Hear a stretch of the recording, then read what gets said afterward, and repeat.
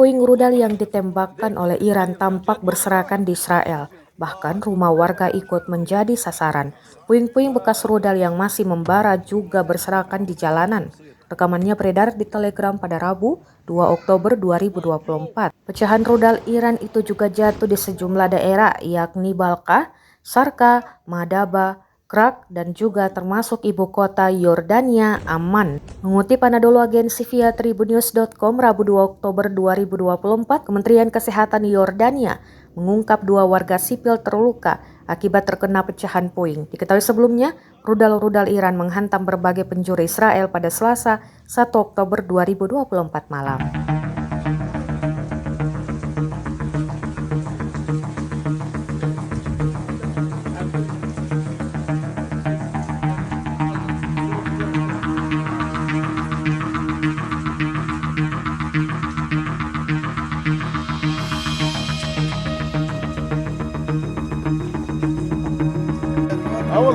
والله خشب ديك جد والله خشب والله خشب ولا ما عشان يطير بتاع الكوبي صح؟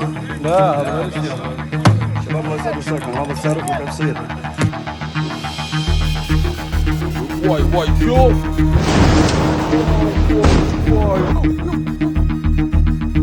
لا رومي